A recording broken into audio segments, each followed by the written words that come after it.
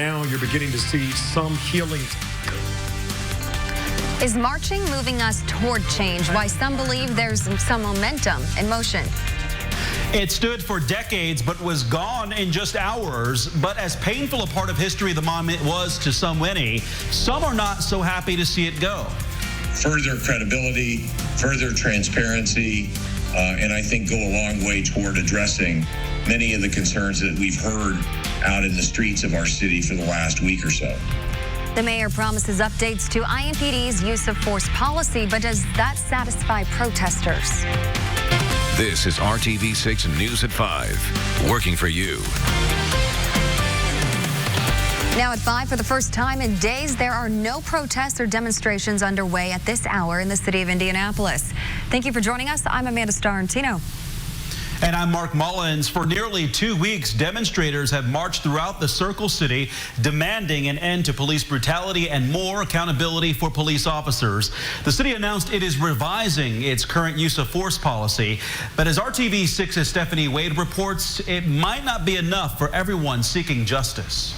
I think it is a very, very important step for our city on a go-forward basis. For the first time, the use of force by police officers will be reviewed by the citizens of Indianapolis. Just one of the changes made following nearly 2 weeks of protests against police brutality and the deaths of George Floyd and Drayshawn Reed here locally that have rocked the city and the nation. Last updated in 2016, Mayor Joe Hogsett says IMPD's use of force policy will be based on a California model. Number 1, creating a clear standard for use of deadly force, updating the requirement for identification and warning before using deadly force, banning the use of chokeholds entirely, outlining clearly defined de-escalation requirements, defining an officer's duty to intervene and report when another officer uses inappropriate force, not previously required, prohibiting shooting into moving vehicles, requiring reporting of all uses of force by an officer, both lethal and non-lethal. And lastly, specifying rules for use of less lethal force. Though not everyone is satisfied with the proposed changes, the African American Coalition of Indianapolis is calling for more civilian oversight and transparency, wanting a civilian majority on the use of force review board, not affiliated with city government or IMPD, to ensure accountability. Obviously, we have a disagreement in terms of what the makeup of that board looks like. But the critical aspect is that nearly half of the board will be made up by citizens. And I think that's an important step forward for our community. Stephanie Wade, RTV6. Mayor Hogsett says he's open to considering in the future if more citizen participation would be beneficial. The IMPD General Orders Committee is expected to vote on the drafted use of force policy this week. Beginning July 6th, IMPD will start training officers on the new policy. Today on Capitol Hill, House and Senate Democrats knelt in silence for 8 minutes and 46 seconds in the Capitol's Emancipation Hall. That was the amount of time a Minneapolis police officer held his knee to George Floyd's neck. This came after lawmakers unveiled legislation to overhaul police accountability.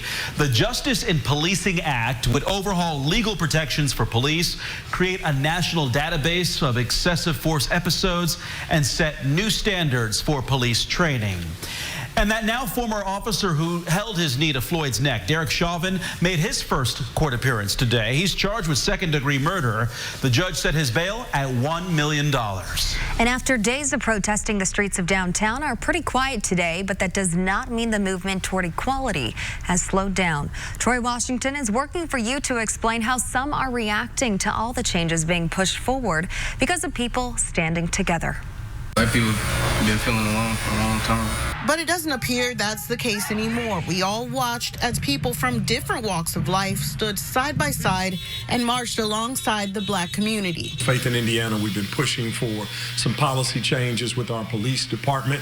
And of course, it started with the massive march that we conducted the same week that George Floyd was killed. Pastor Kenneth Sullivan Jr. is one of the ministers at the helm of the movement towards change. A pastor by calling, but a barber by trade. He showed us where black men are going to exhale and decompress these days. We have the momentum and the opportunity to begin to push from protesting to policy change. Now you're beginning to see some healing take place. We need to keep striking while the iron is hot.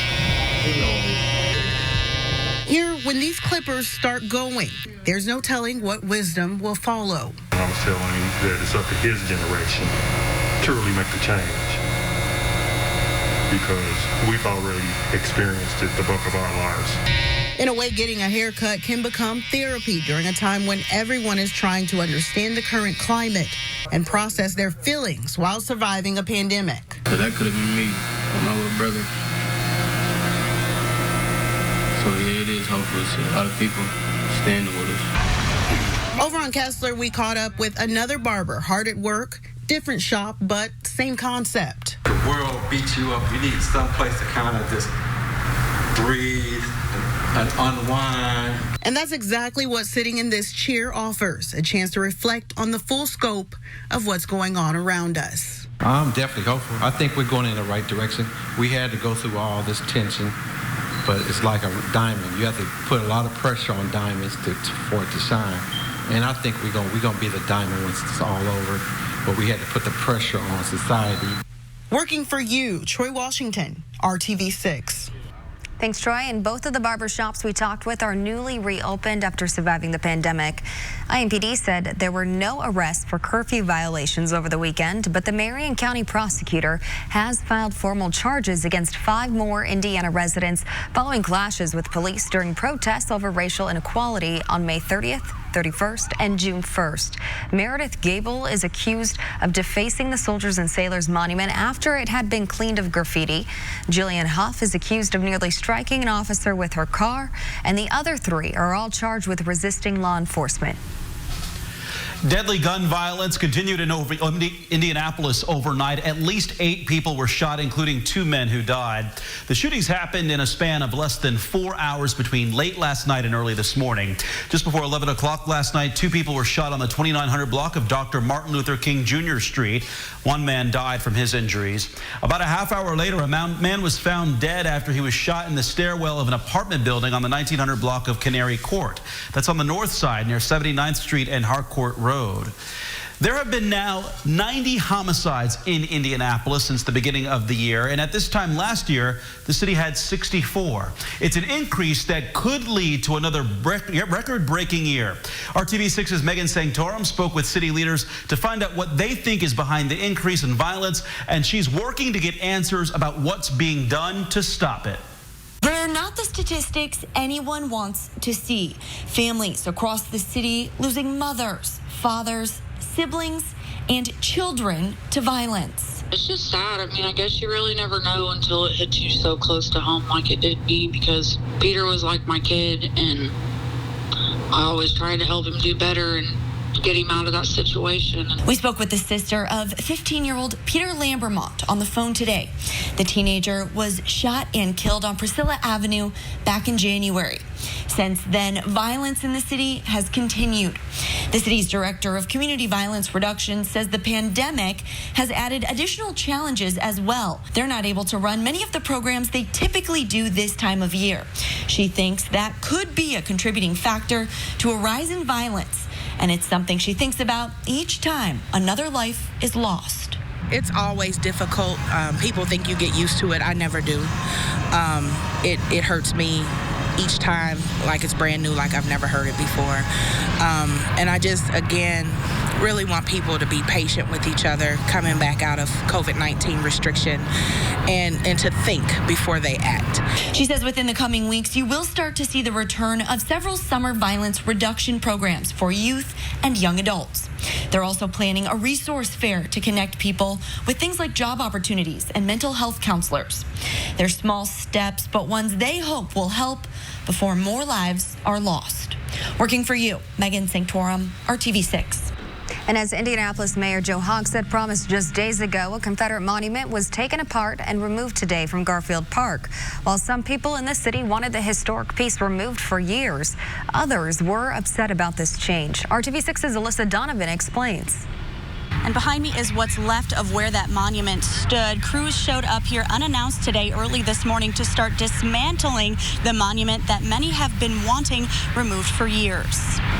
The 35-foot monument originally served as a grave marker for Confederate prisoners of war who died while imprisoned at Camp Morton in Indianapolis. It was moved to the public park in 1928. The Indianapolis Parks Board passed a resolution to remove the monument in 2017, but only after money to pay for it was secured. That happened last week after days of protests calling for racial justice. We spoke with people watching the removal today. Some were upset about it, and others said it was about time. I'm in full support to support my neighbors and my constituents, so it's been a long time coming, and I'm very appreciative of the administration to see this moment happen. I don't understand any of it. This has nothing to do with the protesters. This is a beautiful historical site. This is American history, military history, and Indiana's history. History isn't about making everybody feel good. It's about telling what happened. You're going to hide every little thing that doesn't make you feel good? Then get rid of everything. The removal is being funded by the Indianapolis Local Public Improvement Bond Bank. And we're told by the mayor's office that the pieces of the monument that have been dismantled will be, for now, kept in a city storage facility. In Garfield Park, I'm Alyssa Donovan, RTV6. In another part of the monument's history, it was moved to Garfield Park in 1928 following efforts by public officials active in the KKK who wanted to make it more visible to the public. The signs, as you can see, say that the road is closed, but people are concerned with what's beyond the barricades. I'm Rafael Sanchez. That story coming up on RTV6. And you can see the clouds from remnants of Cristobal swirling to the southwest. We have clouds reaching central Indiana now. When the rain will arrive and what comes with it next. You never even have to leave your house. Now let's get to today's developments of the spread of coronavirus in Indiana. Today, the state reported 14 additional deaths for a total of 2,135. You can see how the numbers have varied greatly over the past 6 days. And 244 more Hoosiers have tested positive for the virus. That number coming from results Saturday and Sunday. You can see from the chart there have not been big spikes in the last 6 days, and today is actually a significant decrease from yesterday. Also today, the health department gave its weekly update of the virus's impact on long-term care facilities. There have been 1,011 deaths in nursing homes, an increase of 66 in the past week. 155 facilities report at least one death. That is an increase of 5. Starting a week from today, IU Health will ease temporary visitor restrictions at all hospitals. That means one visitor per patient per day in inpatient areas. Each visitor will be screened and given a mask, which must be worn at all times inside the facility. Visitors must be at least 18. Patients who have tested positive for COVID-19 will not be allowed visitors. As more things start to open up, that also includes the BMV. And starting a week from today, the BMV will resume walk-in service while continuing to accept a limited number of appointments. You will be able to complete all transactions needed in a branch with the exception of driving skills exams. Still no date on driving exams yet. And a limited number of people will be allowed inside at one time. Appropriate spacing will be marked outside while customers wait to enter the building. You are encouraged to wear a mask. And tomorrow marks 1 week since the Indiana primary, and they're still counting votes in Marion County. Volunteers returned today to count the final absentee ballots, less than 3,000 of them. As of Friday evening, more than 90,000 absentee ballots had been counted. The future of a well-known natural landmark in Johnson County is still up in the air tonight. RTV6's Rafael Sanchez reports on a community marker that some hope will remain in place. So it's a family place. It just makes your heart happy to see it, and sometimes you're scared and go like this, and it's going to fall on you. Beyond the barricades on Airport Road in Franklin is the Leaning Tree. I think for Johnson County, it's more of a natural landmark. The tree has been around since the late 1800s. Crystal Hickey recalls her great-grandmother talking about taking a buggy with her sisters to the tree. She was born in 1895 and lived to be 103 years old. This is the cool part. Shannon Long and her family live nearby. This is 2 trees. But if you look up about midway, it is one complete tree. So they have over time grown together. She and others were surprised when the barricades went up. But the Johnson County Highway Department says, based on one complaint, it had an arborist inspect the tree. The initial report, the county says, shows the tree may not be safe due to interior rot of the base. The road approaching the natural landmark is now closed until a final decision is made about its future. If it is truly dangerous, yes, it absolutely has to come down. And we would never dispute that. I'm going to get emotional. To say goodbye. You really love that tree. Yeah, I do. Working for you, Rafael Sanchez, RTV6.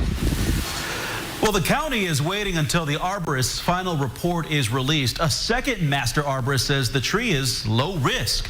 The Johnson County commissioners say nothing will happen to the leaning tree until the competing opinions are reconciled.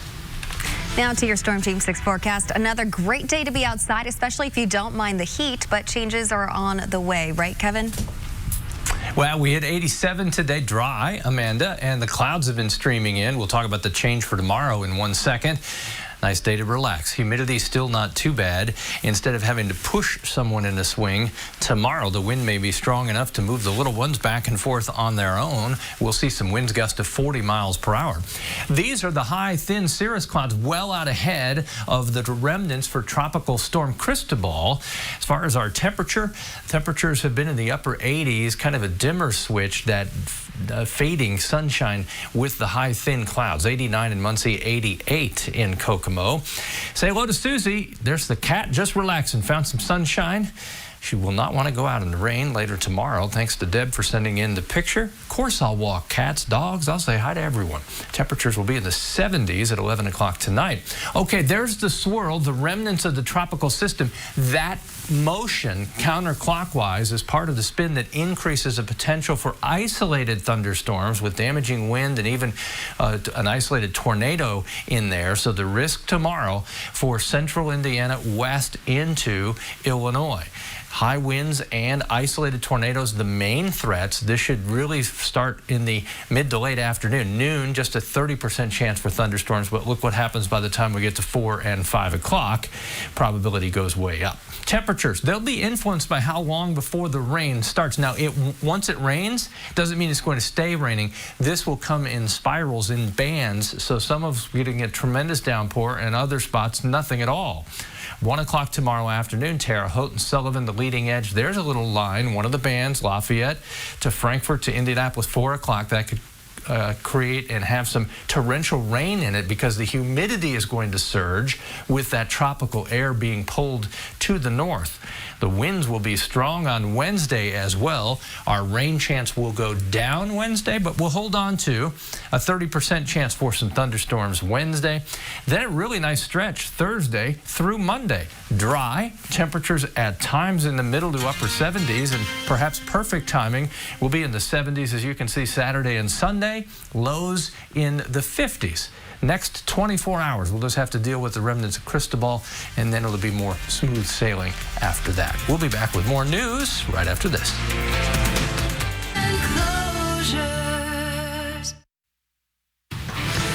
Well, the pandemic has led to all kinds of shortages. Have you tried to find a thermometer lately, take your temperature? How about yeast for baking bread? Consumer reporter John Matarese looks into some of these bizarre shortages shoppers are facing right now so you don't waste your money. Just when stores started filling their toilet paper shelves again, now other items are in short supply, and this time it has nothing to do with cleaning products. First, it was hand sanitizer and wipes. Clorox wipes and Lysol. Then face masks. We're having people come in asking for masks. Then beef, chicken, and of course, toilet paper. But 3 months into the pandemic, so many other things are now running dry. As we reported a couple of weeks ago, it's almost impossible to find an inexpensive bicycle. Some cities are completely out of bikes. Now you can add to the list yeast for baking, gamer headsets, thermometers, and fitness equipment, especially free weights. And from the Doesn't That Stink file, the sudden shortage of any medicine named as a possible COVID-19 treatment. Among them, hydrochloroquine, Pepcid for heartburn, even vitamin C in some areas. For people who really need that medicine, sudden shortages leave them unable to find it and saying, doesn't that stink? Economists say only when shopping habits get back near normal will these spot shortages truly end. So always don't waste your money.